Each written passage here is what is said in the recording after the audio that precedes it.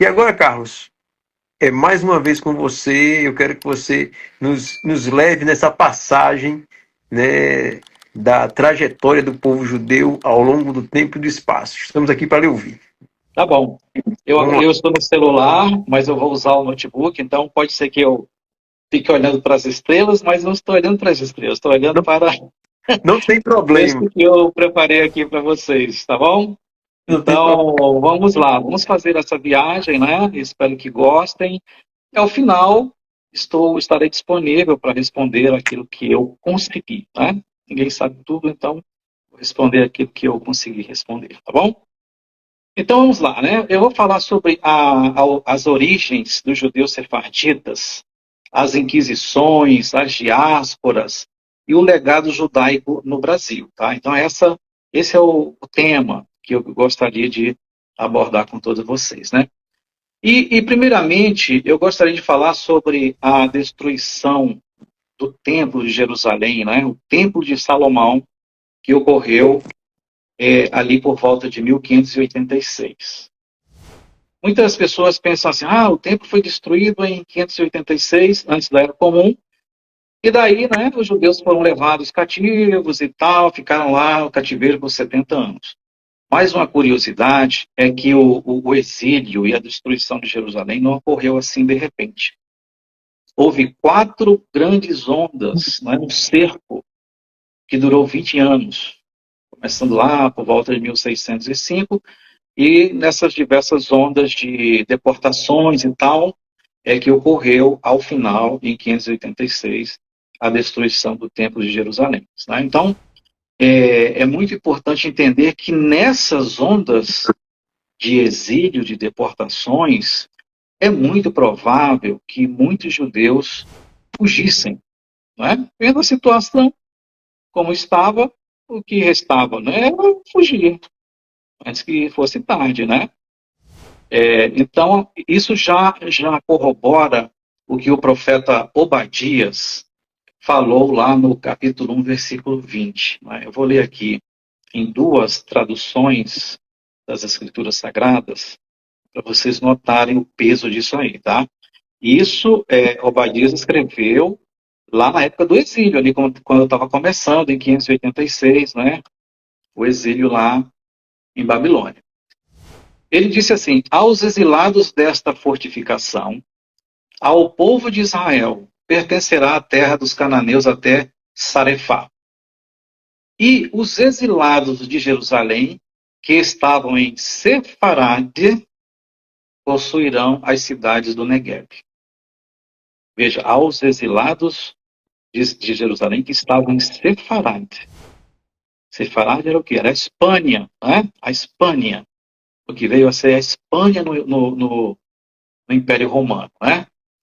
E o interessante é que eu consultei o texto em hebraico e é assim, é emocionante ver a palavra sefarade escrita em hebraico. É que eu não posso mostrar aqui para vocês, né?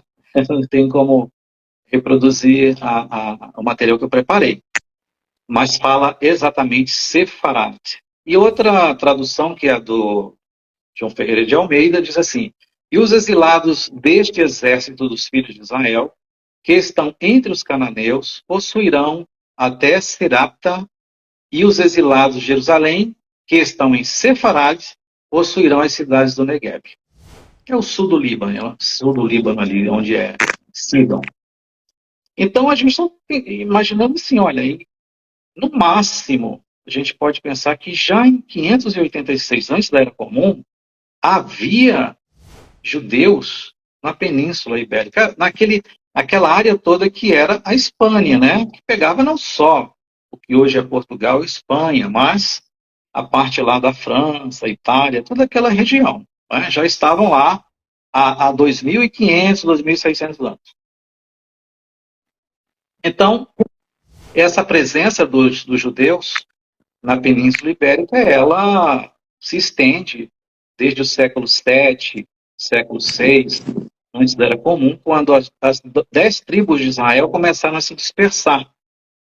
Por quê? Porque o rei Joaquim, o rei de Judá, junto com todo o povo, foi levado para a Babilônia durante o poderoso império de Nabucodonosor. Quando a gente estuda lá na escola, tal, no ensino médio, a gente escuta sobre esse personagem. Eu vou falar aqui rapidamente das principais deportações, das ondas, né?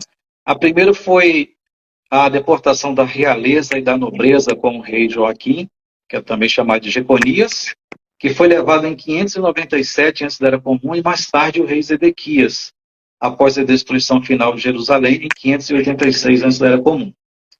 Depois foi a elite intelectual e militar, os príncipes, guerreiros, oficiais, escribas, artesãos qualificados, todos eles foram levados para a Babilônia. Depois foi a vez dos sacerdotes e dos profetas, o que incluiu o profeta Ezequiel, que profetizou durante o exílio. E, por fim, a população geral. Uma grande parte da população de Judá foi exilada, deixando, observem, apenas os mais pobres da terra. Então, não foi todo mundo levado lá para o cativeiro, né? Quem não fugiu naquelas primeiras ondas, e ainda restou, depois de toda a elite, os sacerdotes serem levados, ficou o povo comum, né? Uma grande parte do povo comum. E eles também, devido à situação, fugir ali para salvar a própria vida da sua família, né? E as suas também. Então, essas ondas elas começaram desde 605 antes da Era Comum, se estenderam até 586, ou seja, 20 anos. 20 anos de cerco, 20 anos de deportações. E a gente pode pensar 20 anos de diásporas, né? Nessa época. No ano 538 antes da Era Comum, aconteceu um outro fato marcante. O rei Ciro da Pérsia conquistou Babilônia e daí libertou, né? Emitiu um decreto libertando os judeus, permitindo que voltassem a Jerusalém, reconstruíssem o templo, sob os trabalhos ali de Esdras e Neemias, né? Então, aí começou uma nova fase, né? Uma imigração desses judeus de volta lá para Jerusalém, para a região. Isso também é interessante, porque nem todos voltaram. Nem todos voltaram para Jerusalém. Alguns decidiram ficar em Babilônia, alguns decidiram ir para outros lugares, né? O ser humano é assim, ele vai procurando os lugares, né, que atraem por melhores condições para a família,